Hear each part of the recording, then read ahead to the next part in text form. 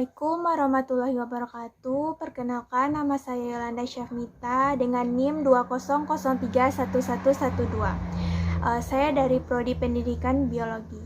Baiklah, di sini saya akan menjelaskan contoh-contoh spesies dari beberapa filum.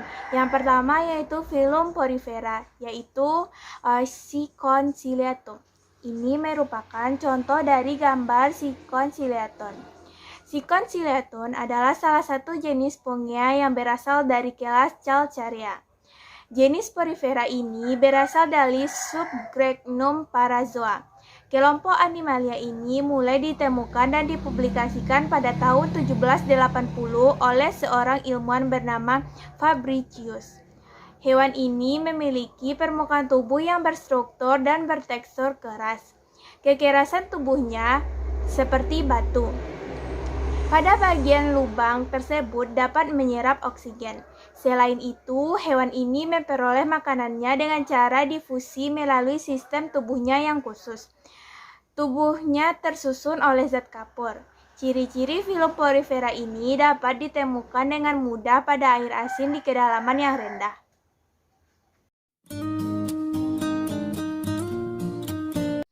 Baiklah, selanjutnya yaitu filum Placozoa.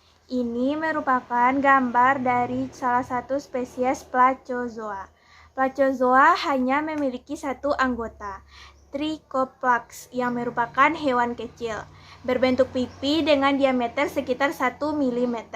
Seperti amuba, hewan ini tidak punya bentuk jelas, permukaan bawahnya agak cengkung dan bagian atasnya rata. Tubuhnya terdiri dari lapisan luar epitel sederhana yang melingkupi lembaran sel-sel stelatanya, yang menyerupai mesenkim hewan yang lebih kompleks. Sel-sel epitelnya mempunyai flagellum yang ia gunakan untuk merayap di dasar laut. Permukaan bawahnya menelan partikel-partikel organik kecil sebagai makanan. Hewan ini bereproduksi secara aseksual dengan mengeluarkan tunas. Saat pertama kali ditemukan, hewan ini hanya dapat ditemukan di dinding akuarium. Sekarang, Trichoplax dapat ditemukan di lautan, terutama di terumbu karang.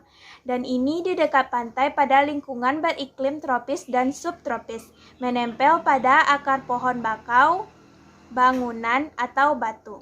Trichoplax sensitif akan penurunan kadar garam. Jadi diduga mereka tidak dapat ditemukan di sungai atau musiman di daerah yang terkena hujan muson barat.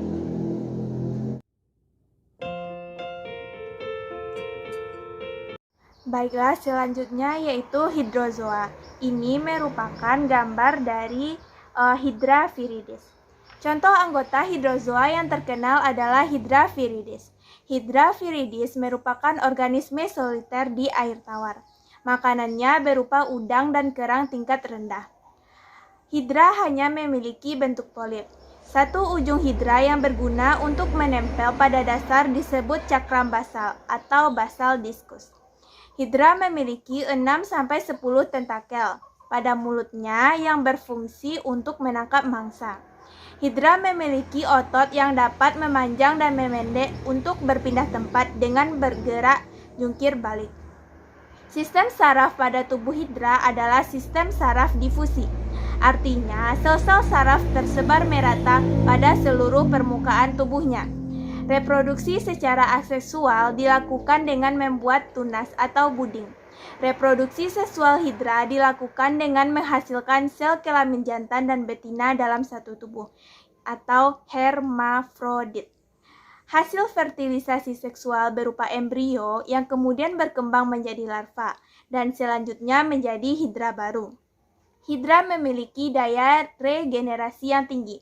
Artinya, bagian tubuh yang telah terpotong atau hilang dapat segera terbentuk kembali.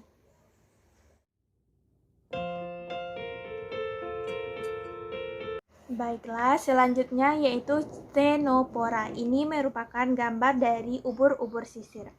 Ctenophora atau ubur-ubur sisir adalah filum hewan tak bertulang belakang yang hidup di perairan laut di seluruh dunia. Anggota film ini sekilas menyerupai hewan ubur-ubur, walaupun memiliki perbedaan yang mendasar. Fitur khas mereka adalah sisir yang jumlahnya 8 baris.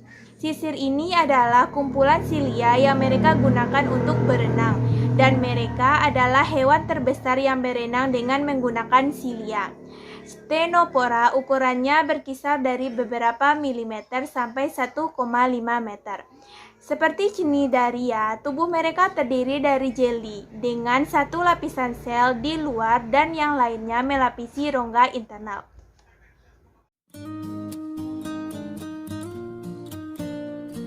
Baiklah, selanjutnya yaitu planaria. Ini merupakan contoh gambar dari planaria. Planaria termasuk dalam filum Platyhelminthes yang memiliki bentuk tubuh pipi dan simetri bilateral. Planaria berhabitat di daerah bertemperatur 18-24 derajat Celcius dengan ketinggian antara 500 sampai 1.500 di atas permukaan laut. Tubuh planaria tersusun dari berbagai kranial, trunkus, dan kaudal.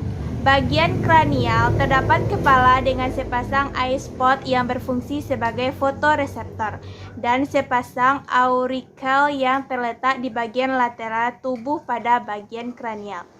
Planaria merupakan hewan triploblastik acelomata dengan tubuh planaria tersusun solid tanpa adanya selom. Reproduksi planaria terjadi melalui dua metode, yaitu reproduksi aseksual melalui transverse fission dan reproduksi seksual dengan pembuatan gamet.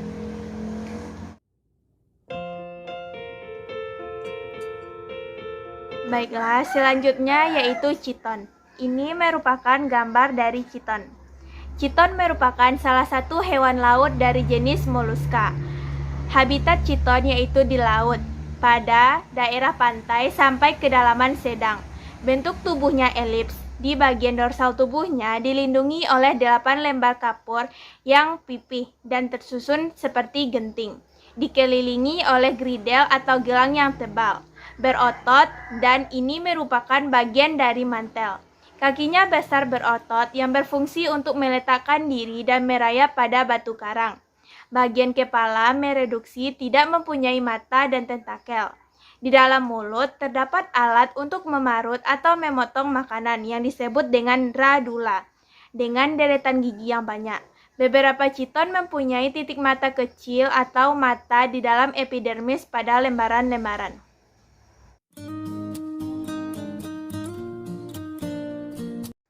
Baiklah, selanjutnya yaitu Acanthocephala. Ini merupakan gambar dari Acanthocephala. Acanthocephala adalah sebuah filum cacing parasit. Anggota filum ini terkenal karena memiliki kait yang digunakan untuk menempel di inangnya. Acanthocephala memiliki siklus hidup yang kompleks, melibatkan setidaknya 2 inang yang mungkin termasuk invertebrata, ikan, amfibi, burung, dan mamalia. Saat ini telah dikenal sekitar 1.150 spesies Acanthocephala.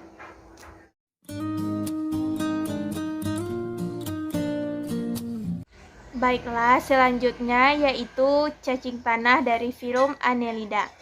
Ini merupakan gambar dari cacing tanah.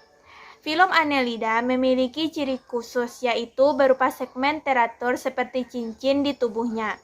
Cacing tanah atau Lumbricus rubellus memiliki bentuk tubuh yang silindris, dan pada bagian belakang memiliki bentuk yang memipih daripada bagian belakang atau ekor.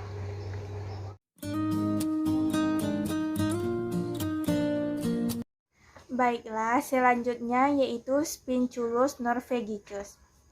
Ini merupakan gambar dari Spinculus norvegicus.